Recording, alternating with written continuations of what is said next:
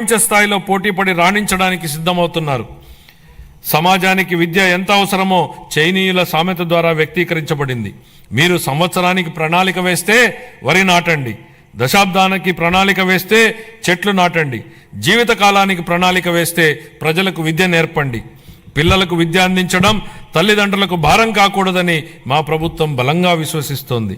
ఏ కారణం చేతను ఏ బిడ్డ విద్యకు దూరం కాకూడదని విశ్వసిస్తున్నాం.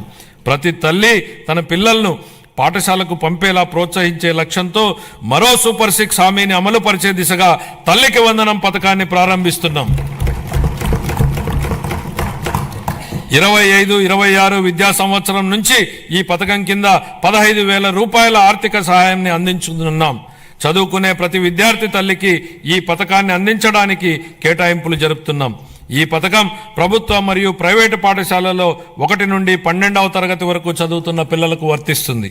అదేవిధంగా సర్వేపల్లి రాధాకృష్ణ విద్యామిత్ర పథకం ద్వారా 35.69 లక్షల మంది విద్యార్థులకు ఉచితంగా పుస్తకాలు, యూనిఫామ్లు, డొక్కా సీతమ్మ మధ్యాహ్న బడి భోజనం పథకం ద్వారా విద్యార్థులకు పౌష్టికాహారాన్ని అందిస్తున్నాం.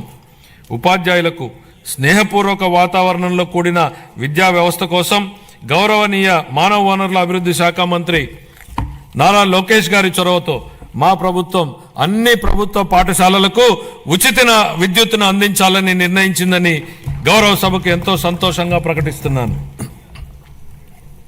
ఇది స్థానిక సంస్థలపై ఆర్థిక భారాన్ని తగ్గించడమే కాక ఉపాధ్యాయులు మరియు విద్యార్థులకు ఒత్తిడి లేని వాతావరణాన్ని కల్పిస్తుంది. 25-26 ఆర్థిక సంవత్సరానికి పాఠశాల విద్యాశాఖకు 31,805 కోట్ల రూపాయలను కేటాయింపును ప్రతిపాదిస్తున్నాను. ఉన్నత విద్య భవిష్యత్ సవాళ్లను విద్యార్థులకు సిద్ధం చేయడానికి మరియు అందరికీ సమాన అవకాశాలు కల్పించడం కోసం బలమైన సమ్మిళిత ఉన్నత విద్యా వ్యవస్థ నిర్మించడానికి ప్రభుత్వం అంకిత భావంతో ఉంది.